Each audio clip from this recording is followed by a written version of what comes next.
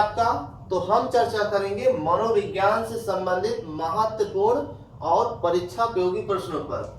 जी हाँ, अधिगम अक्षमता यानी कि अधिगम अवरोध यानी कि अधिगम कठिनाई यानी सीखने में बाधा, क्या क्या कारण हो सकता है, इन तमाम प्रश्नों पर हम चर्चा करेंगे। ठीक, चलिए फर्स्ट पॉइंट देखिए क्या है, प्रोजेरिया।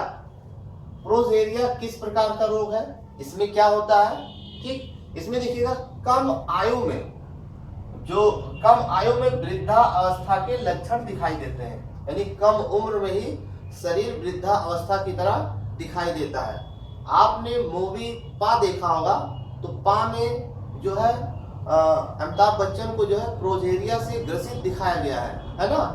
बच्चा है लेकिन फिर भी वो वृद्धा अवस्था की तरह दिखाया गया उसमें। ठीक, तो इसमें होता क्या है कि शारीरिक विकृतियों में मानसिक विकृतियां भी शामिल है। ठीक, चलिए प्रश्न नंबर दूसरा देखते हैं, अफेसिया।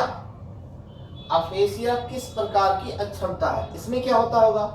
इसमें ये होता है कि भाषाघात यानी कि भाषा का सही ढंग से जानकारी ना होना, या जो भी भाषा बोलना वो स्पष्ट ना हो पाना, भाषा संबंधी विकृतियां है ना, जो भी अपनी बात या रख रहे हैं या विचार प्रस्तुत कर रहे हैं उसको स्पष्ट रूप से ना समझा पाना, या फिर भाषा संप्रेषण ना कर पाना यानी कि बातचीत ना कर पाना, ना समझ पाना, ना अपनी अभिव्यक्ति कर पाना। तो ये जो प्रकार की अक्षमता है वो किसमें होता है, अफेसिया में होता है। ठीक, चलिए प्रश्न नंबर तीसरा देखते हैं, डिस्फेजिया। क्या लिखा हुआ, डिस्फेजिया किस प्रकार की अक्षमता है, इसमें क्या होता है। इसमें होता क्या है, देखिए विचार ना व्यक्त कर पाना, यानी जो हम सोच रहे हैं उस चीज की जो है अभिव्यक्ति ना कर पाना, ये किसमें आएगा, डिस्फेजिया में आएगा। ठीक, इसके अलावा मानसिक विकृति मतलब सोचने समझने का जो है सोचने समझने की क्षमता में छीनता है ना। इसके अलावा ये जो रोग होता है ये जन्म से नहीं होता है, जन्म के बाद चोट लगने की वजह से ये रोग होता है, यानी डिस्फेजिया जो है ये जन्मजात रोग नहीं है, चोट लगने पर यानी मानसिक आघात पहुंचने पर ये रोग होता है डिस्फेजिया। ठीक, चलिए प्रश्न नंबर चौथे की तरफ, डिसमॉर्फिया। ये किस प्रकार की अधिगम अक्षमता है, ये किस प्रकार के सीखने में बाधा उत्पन्न करता है। इसमें होता क्या है, देखिए स्वयं के बारे में भ्रमित रहना। ठीक है ना, डिसमॉर्फिया किस प्रकार की अक्षमता है, तो इसमें व्यक्ति स्वयं के बारे में भ्रमित होता है, और जो इंसान स्वयं के बारे में भ्रमित होता है वो जीवन में कुछ भी नहीं कर सकता, न सही डिसीजन ले सकता है, न सही निर्णय ले सकता है, न मूल्यांकन कर सकता है। ठीक, तो ये हो गया डिस्मॉर्फिया। प्रश्न नंबर पांचवा देखिए, डिस्प्रैक्सिया। ये किस प्रकार की अधिगम अक्षमता है, इसमें क्या होता है, देखिए गतिक कौशल यानी मोटर कौशल में निर्योग्यता, यानी इसमें होता क्या है कि जो मांसपेशियां हैं वो ढंग से काम नहीं कर पाती, मांसपेशियों का एक कोऑर्डिनेशन नहीं बन पाता, किसमें, डिस्प्रैक्सिया में, यानी गतिक कौशल यानी मोटर स्किल्स। ठीक, इसके अलावा देखिए बोलने, चढ़ने, पढ़ने, लिखने संबंधी समस्या, ये किससे संबंधित है, डिस्प्रैक्सिया से संबंधित है। ठीक, चलिए प्रश्न नंबर छठवां देखिएगा, ये भी प्रश्न बहुत बार पूछा जा चुका है, आब को आप पढ़ना। ठीक, बट को पुट पढ़ना, ये किस प्रकार की अक्षमता के अंतर्गत आएगा, तो ये होगा डिसलेक्सिया। किसके अंतर्गत आएगा, डिसलेक्सिया।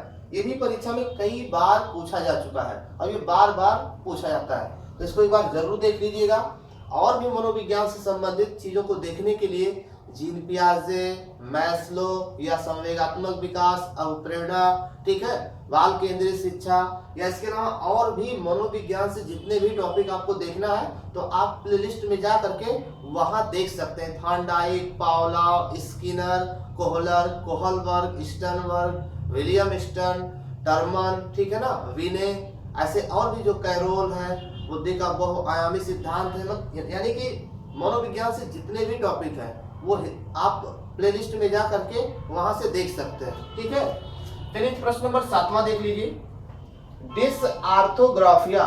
ये किस प्रकार की अक्षमता, इसमें क्या होता है, इसमें होता क्या है देखिए, वर्तनी संबंधी विकार, यानी लिखते समय कुछ ना कुछ मात्रा का गलत हो जाना, ठीक। तो ये वर्तनी संबंधी विकार डिसऑर्थोग्राफिया से संबंधित है।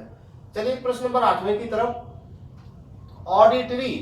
ऑडिटरी किस प्रकार की अधिगम अक्षमता है? तो ये क्या है, श्रवण संबंधी विकार है, यानी कि सुनने से संबंधी अक्षमता। अब जब कोई ढंग से सुन नहीं पाएगा तो ढंग से समझ में भी नहीं आएगा उसको, ठीक। चलिए प्रश्न नंबर 9 देखिएगा, हाइपरलेक्सिया, ठीक, क्या लिखा हुआ है, हाइपरलेक्सिया ये किस प्रकार की अधिगम अक्षमता है? इसमें क्या होता है देखिए, इसमें होता है ये वाक्य या शब्दों का ना समझ पाना। हाइपरलेक्सिया में क्या होता है कि वाक्य या शब्दों का जो है अर्थ वो आसानी से नहीं निकाल पाता, ये समझ ही नहीं पाता है कि इसका मतलब क्या है, तो हो जाएगा हाइपरलेक्सिया, ठीक।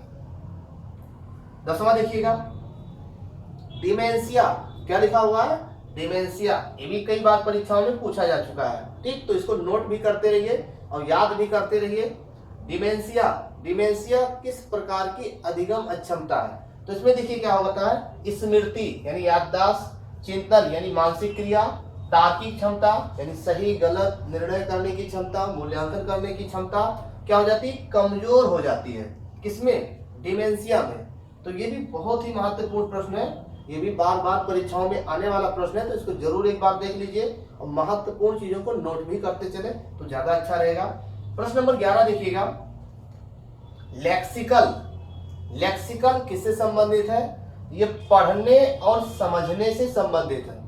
इसमें होता क्या है कि आसानी से ना पढ़ सकते हैं और ना समझ सकते हैं, इस प्रकार की अक्षमता में ये किससे संबंधित है? ये डिसकैलकुलिया यानी कि गणितीय विकृति से संबंधित है। क्या, लेक्सिकल। इसमें क्या होगा, सवाल को वो ना पढ़ पाएगा ढंग से, और जब वो पढ़ नहीं पाएगा ढंग से तो समझ में भी नहीं आएगा उसको, तो ये गणितीय विकृति है। क्या, लेक्सिकल। और भी एक तरीका है इसको याद करने का, लेक्सिकल में भी अकल है और मैथ लगाने के लिए भी अकल की आवश्यकता होती है, ठीक। तो अकल जिसमें शब्द आए तो समझ लेना कि वो मैथमेटिकल प्रॉब्लम है, ठीक। चलिए प्रश्न नंबर 12 देखिएगा, ग्राफिकल, इसमें भी अकल आ रहा है। तो मैथ के लिए क्या जरूरी होता है, अकल। जिसके पास अकल होगा, जिसमें अमूर्त चिंतन करने की क्षमता ज्यादा होगी, वही तो मैथ लगा पाएगा। तो ग्राफिकल में भी अकल है और अकल होना चाहिए मैथ के लिए। तो ये जो ग्राफिकल संबंधी हो गया, ये मैथमेटिकल प्रॉब्लम हो गया, यानी कि डिसकैलकुलिया से संबंधित हो गया, ठीक। अब इसके अंदर क्या होता है देखिए, इसमें लिख नहीं पाता। इस प्रकार की जब विकृति हो जाती है जिसमें वो लिख नहीं पाता, जैसे कहीं स्क्वायर लगा है तो वो नहीं लगा पाएगा, चिन्ह को भूल जाएगा, आसानी से लिख नहीं पाता, ग्राफिकल डिसऑर्डर में, ठीक है ना। तो ये भी डिसकैलकुलिया यानी मैथमेटिकल प्रॉब्लम से संबंधित है। चलिए प्रश्न नंबर 12 हो गया। 13वां देखिएगा, वर्बल डिसकैलकुलिया। अब डिसकैलकुलिया अगर लगा है तो मैथमेटिकल प्रॉब्लम होगा, यानी कैलकुलेशन से संबंधित है।